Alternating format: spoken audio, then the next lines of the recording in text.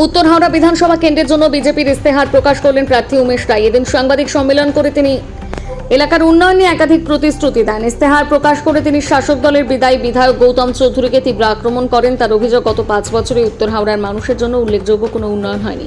বিশেষ করে নিকাশি ব্যবস্থার বেহাল দশা, আবর্জনার সমস্যা এবং অনেক বাড়িতে এখনো পানীয় জলের অভাব রয়েছে বলে দাবি করেন তিনি। উমেশ রায় এই বিষয়ে কি জানিয়েছেন শোনাবো।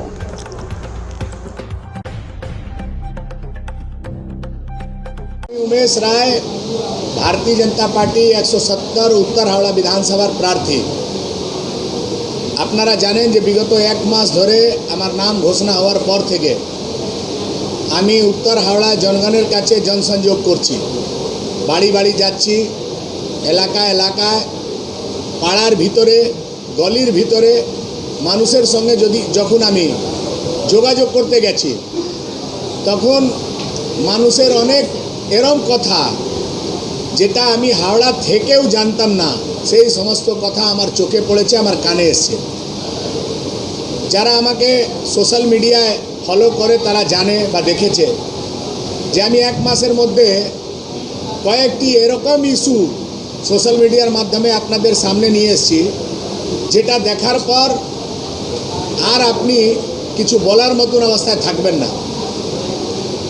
একটা দেশ স্বাধীন হয়েছে 78 বছর হয়েছে।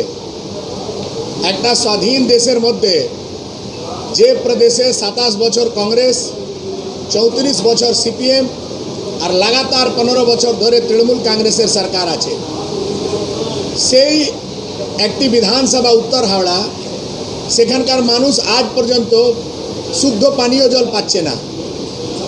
উত্তর হাওড়া 70% এলাকা জলমগ্ন হয়ে যাচ্ছে।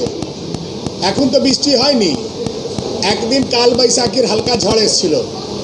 আজকের ডেটে আমি আপনাকে বলছি উত্তর হাওড়ায় ম্যাক্সিমাম এলাকা এরকম আছে যেখানে এখনো যাবেন তো বাড়িতে জল জমে আছে। চারদিকে ওপেন ড্রেন, আর ওপেন ড্রেন একেবারে ভর্তি আছে আবর্জনা দিয়ে। যেদিন 2 বছর আগে ভারতবর্ষের স্বচ্ছতা সার্ভে এসেছিল, সেই সার্ভেতে বলেছে যে ভারতবর্ষের সবথেকে পরিষ্কার পরিচ্ছন্ন শহরের নাম হচ্ছে ইন্দোর, আর ভারতবর্ষের সবথেকে নোংরা শহরের নাম হচ্ছে 1 নম্বরে হাওড়া। সেদিন আমার লজ্জা এসেছিল। টিএমসি লোকেরা বললো যে এটা প্রোপাগেন্ডা, এটা হতে পারে না।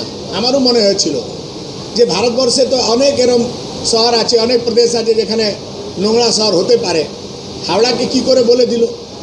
কিন্তু এই যে প্রচারে আমি বেরিয়েছি, আমি যে দৃশ্য দেখেছি, তারপরে মনে হচ্ছে যে যারা সার্ভে করেছে তারা একদম সঠিক সার্ভে করেছে। আপনি ফকির বাগান চলে যান, মাদ্রাসি পট্টি চলে যান, 42 নম্বর ফকির বাগানের অবস্থা দেখুন, তিনকৌড়ীনাথ বোস লেন যান, নস্করপাড়া রোড যান, গুহা রোড যান, বামনগাছির বি রোড, সি রোড গিয়ে দেখে আসুন। সেখানকার মানুষ এই পৃথিবীতে নরক ভোগ করছে। আমি একদিন বলেছিলাম যে উড়িয়া পাড়ার ভিতরে একটা এরিয়া আছে, সেখানকার মানুষ মৃত্যুর পর নরকে যাবে না। ট্রেনিং ইনস্টিটিউট বা স্কিল ডেভেলপমেন্টের জন্য একটা ইনস্টিটিউট তৈরি করা হবে। আপনি বলতে পারেন যে বিগত 70 বছরে উত্তর হাওড়া একটা কলেজ হয়নি, 2 বছরের মধ্যে উত্তর হাওড়ার মাটিতে একটি কলেজ আর একটা স্কিল ডেভেলপমেন্টের জন্য ইনস্টিটিউট ভারতীয় জনতা পার্টি সরকার করবে। একটা আমার স্বপ্নের বিষয় আছে, Howrah station heritage station, Howrah bridge ঐতিহাসিক হাওড়া ব্রিজ, তার মাঝখানে আছে Kolkata bus stand, Howrah bus stand, taxi stand, auto stand. Station থেকে বের হওয়ার পর এরম মনে হয় যে আপনি কোথায় চলে এসছেন। 4টে পা যদি বাড়াবেন, একটা পা কোনো না কোনো জায়গায় নোংরা জায়গাতে চলেই যাবে। চারিদিকে আবর্জনা, নোংরা। আমার স্বপ্ন আছে বিজেপি সরকার হলে ওই পুরো এরিয়া, হাওড়া স্টেশন পুরো চত্বর, গঙ্গাধার থেকে নিয়ে দীঘা বাস স্ট্যান্ড পর্যন্ত world class bus terminal, taxi stand, auto stand আর মার্কেট, রেস্টুরেন্ট সব তৈরি হবে। এটা আমার স্বপ্নের হাওড়া। আমার মনে হচ্ছে যে আপনাদেরও এটা স্বপ্ন আছে।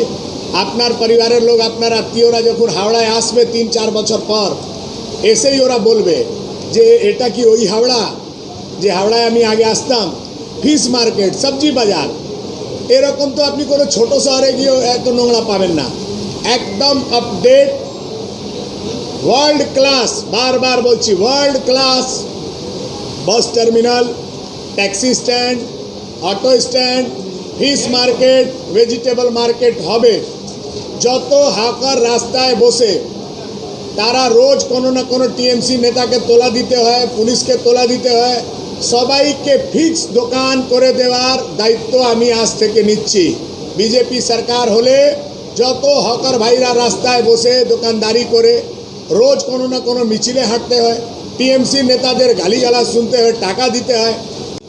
উত্তর হাওড়ায় 55,000 পরিবারের কাছে উনি বিশুদ্ধ পানীয় জল পৌঁছে দেবেন।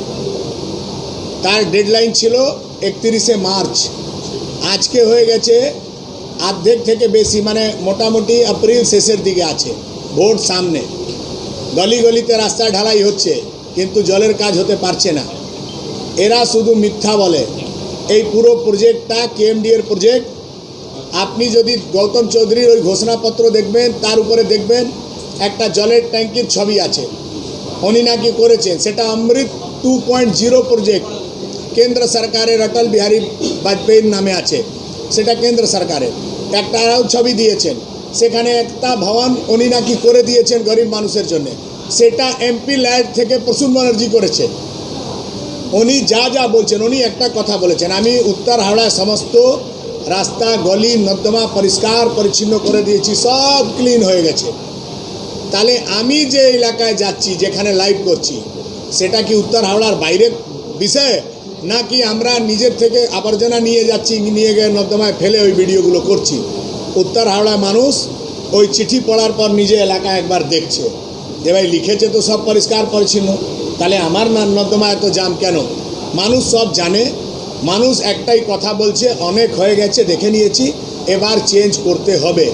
মানুষ চেঞ্জ করার মুডে আছে।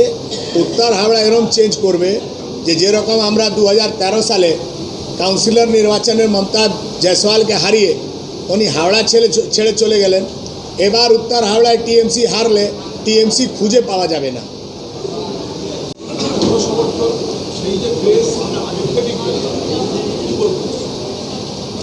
যারা হাওড়ায় থাকে বা যারা উত্তর হাওড়াকে চেনে, তারা মমতা ব্যানার্জির এর আগেকার র্যালিগুলো দেখেছে।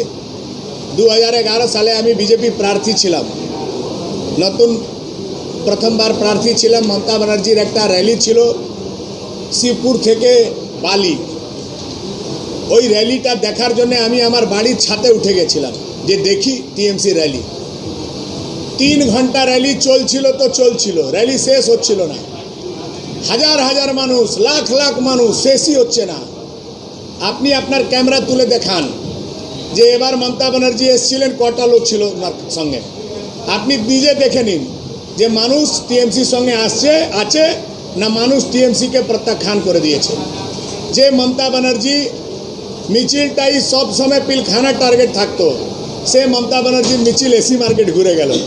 পিলখানা মোড়ে গিয়ে গাড়িতে বসে উনি শীতলা মন্দির গেলেন।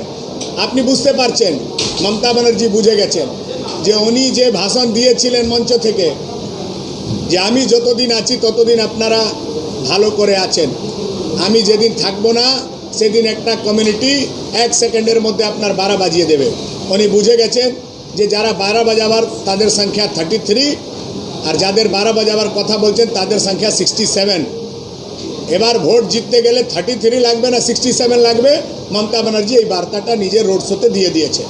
আগামী 23 এপ্রিল বিশ্বের সবথেকে লোকপ্রিয় নেতা, ভারতবর্ষের যশস্বী প্রধানমন্ত্রী বেলুর থেকে শীতলা মন্দির পর্যন্ত, বাঁধাঘাট পর্যন্ত একটি বিশাল রোড শো করবেন।